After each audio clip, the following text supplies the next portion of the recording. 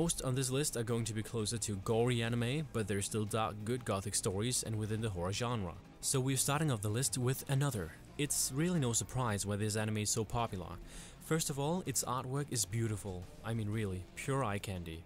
Second, deaths in horror are and pretty much have always been the primary tool the genre has had for producing its namesake. The only thing Another effectively and comprehensively kills are the laws of physics. There is no scrimping on violence here, and the more unpleasant the better as far as this show was concerned, to the point of absurdity at more than one point. It became predictable towards the end, still it was very entertaining seeing how many different and creative ways people were killed off.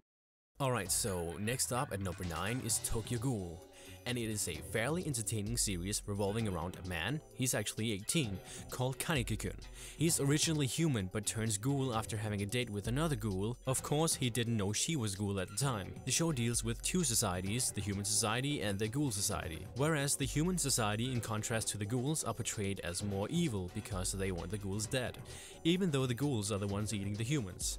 Now, I haven't read the manga, but I've heard some amazing things about it, and that the anime is a somewhat bad adaptation in contrast. Whether that's true or not I cannot say, but I do have a sense of agreement without having read anything. But the anime is still pretty good in my opinion. I was in awe of the opening song, but that's about the only thing about this series that really rocked my world. Tokyo Ghoul is good entertainment for most. It has some great potential, but you'll have to see that for yourself. Luckily, the second season is around the corner, coming out in January 2015, so hopefully it'll be even better then.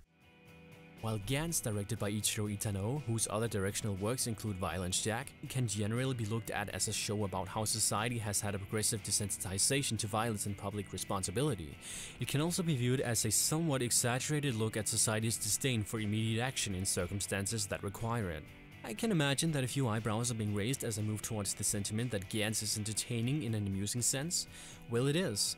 While one should tend to feel bad for laughing during several instances of the show, what happened to me was that I felt cheated into the logic of Itano's message of society's insensitivity. I thought that most parts of this series were purposely set up to be as funny as possible, even though the show seems to pass itself off as some series foray into compelling human drama most of the time. While most people in the end are likely to call this show crap, I'll take a different stance and be the person to call it intensively funny, sexual, yet sad crap. Gantz is easily one of my truly guilty pleasures. Shiguroi Death Frenzy is a story about two rivals facing each other in a grand duel before the Emperor, and it turns out that they have a long history together. Shiguroi and its manga counterpart are also both based on an expression from Hagakure, the Book of the Samurai, as helpfully explained by the accompanying box set booklet. The anime is more about this than anything else. It's a recollection of lessons, thoughts and ideas. The overarching story taking second place to a timeline that's all over the place. If you're planning on enjoying Shiguroi Death Frenzy, you're going to have to deal with this, because beneath its brutal surface, this series is a piece of art. I did enjoy the brutal insensitivity of this anime to a certain extent. If violence is your concern, then Shiguroi has a lot of that, and in great detail and verity. I don't think there's a single body part that isn't either slashed or cut or stabbed. To be completely honest, I don't regret watching this, but now that I have, I don't really want to watch it again.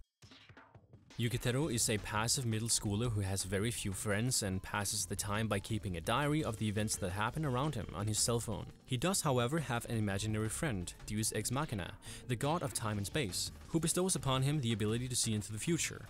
Yukiteru writes off this gift as a product of his imagination, that is, until he realizes that all of his day's entries have already been written, and everything that is written does in fact happen. At first, he's ecstatic at his new power, which allows him to ace his tests and avoid bullies, until he gets a dead end. Whoa. Soon after, he's approached by the class genius and cutie Yuno, who for some reason is aware of the fact that he got a dead end and tries to get close to him. If I ever make a top 10 craziest anime characters, she would likely be on. I'd be dishonest to say that I wasn't overly impressed with the series and its ideas. At one point, in fact, I was pretty mesmerized by everything initially. I guess I should mention that this series does contain a lot of nudity aside from the abundance of violence. Given the nature of the show, this really shouldn't be a big problem. In either case, yes, there are nudity, and no, this really shouldn't concern you more than the violence and other unsavory events happening in this series. The show is well written and paced, no question about it. There will be some things that will surprise you and some that won't.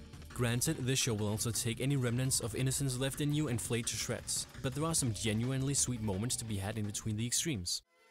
Higurashi does not run a conventional chronological story arc, nor does it run episodically. Higurashi splits into what are essentially 6 linked stories that usually involve all the same characters. The first story arc runs for 4 episodes before coming to a definite resolution, and then the second story arc begins where the first one began, but follows a distinct run of events to a distinct conclusion. Higurashi is a strong classic series that I recommend if you're looking for solid entertainment from a show that isn't too complex, but gives an opportunity for a little bit of brain work on your part. If sitting through the humor is unbearable, then fuck me for recommending it to you, and if you find violence inflicted by and upon cute girls equally unbearable, then you might consider giving up on the show. Hellsing Ultimate is the remastering of the Hellsing series with polished up action and graphics. They used most of the old voice actors from the previous installment of Hellsing. The original Hellsing had a lot of awkward pacing in moving from scene to scene. Compared to the OVA, Hellsing Ultimate is very fast-paced and goes through a lot of events from the manga. In many mainstream animes, there are a lot of failed attempts at creating a badass motherfucker character because they add too many corny morals that contradicts, or too much typical anime comedy. Finally, they have made the perfect badass character. They achieve this by taking out all the bullcrap such as talking between fights, and instead they have replaced it all with mindless and epic killing with very graphic and gory action. Alucard is one of the coolest anti-hero characters I have ever seen. Parasite the Maxim.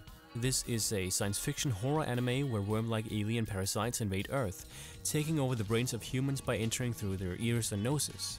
One parasite attempts to crawl into Shinji's ear while he sleeps, but fails since he is wearing headphones, and enters his body by burrowing into his arm instead, taking over his right hand. I'm not entirely sure what to think about this, as it has almost just started airing by the time I record this, but I have seen the first 3 episodes, and honestly, I like what I saw.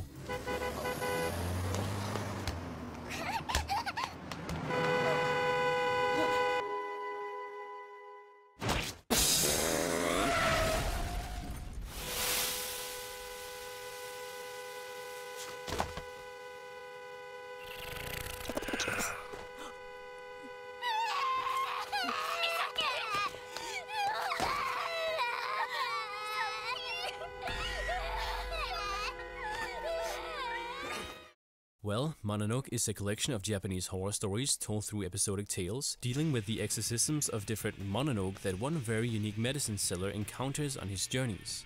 As such, some of the supporting characters may come across as being rather one-dimensional. Still, their emotions and desires, which are the root cause of the Mononoke's creation and continued existence anyway, are portrayed quite realistically and effectively. The medicine seller is both an observer of the human fallacy and is the one who never comments on them. He shows the results of what kind of atrocities humans can cause. His motivation is never to save the humans, never to judge them either. He simply destroys what should not be in the world as we see, meaning Ayakashi, and I think his neutrality in the subject helps the message come across better and more brutally. There is a lot of suspense and mystery in each tale, and the soundtrack does a great job of portraying it.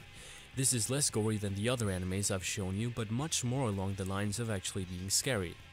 この冬の工事の東大寺で天下人になろうなどと推挙なこと考えてやしまへんやろな。溺れるネズミは何とやらどすな。けど東大寺はこっちのものととうに決まっとりますがな。あの大沢藩家ってこっちに組子で買ったことを一度もあらしまへん。アホらしこっちゃ。はあ、なんやこの部屋、ほこり臭いわ。こっちは隣の部屋で待ち申す。ほこり臭い東侍藩にお香なんぞ分かりゃしまへんわな。ああ、臭い臭い臭い臭い。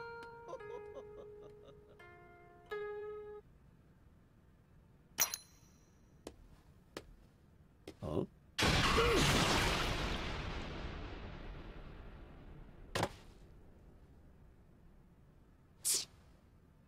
なんて死にざましやがる。Not done yet. Have one more extra anime, if you will, that I want to show you. If you are looking for a romantic comedy or something to fulfill your masochist needs, then go and watch your drama love cliches. If you've got a set of balls, then you would have seen this already. All the episodes are episodic tales, they're about 3 to 5 minutes long, and their only intention is to scare. If you came for the kind of horror that's meant to scare the crap out of you, then this is probably one of your best bet. Anyway, I hope you enjoyed this video and found it helpful. ちょっと今日はこの辺にしとくか。はあ、ん？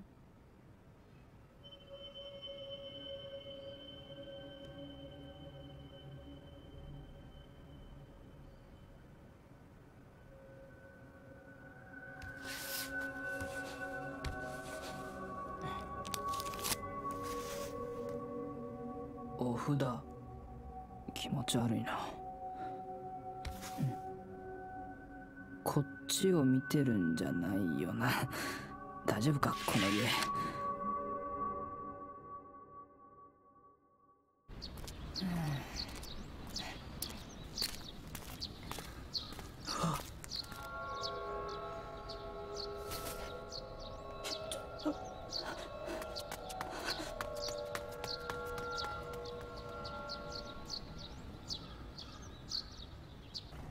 なあ、帰ったらまた荷物ばらさなきゃいけないんだよ。お前時間あるなら手伝ってくれよ。悪い、俺これから彼女と約束あるから。なあ頼むよ。近所に気味の悪い女が住んでてさ、ずっと俺のこと見てるんだ。じゃあ明日は遅刻すんなよ。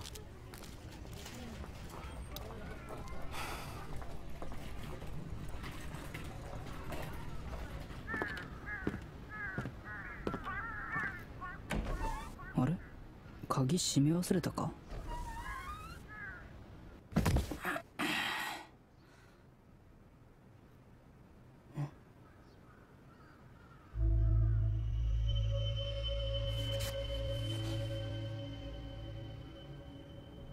なんで？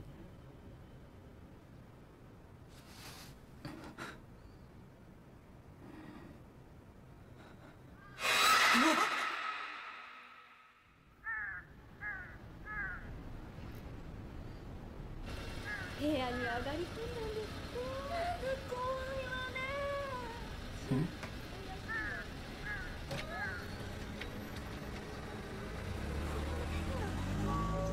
今何か。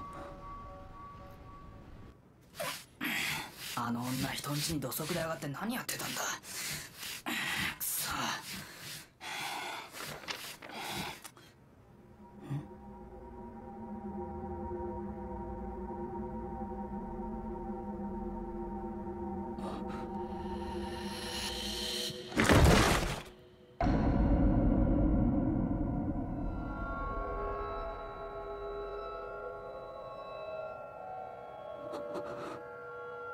嘘だろ。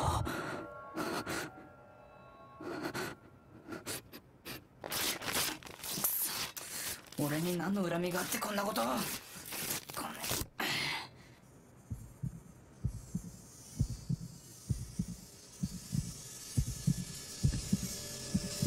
見てない。見てない。何も見てない。何も見てない。気のせいだ。何も見てない。何も見てない。見てない。おしまい。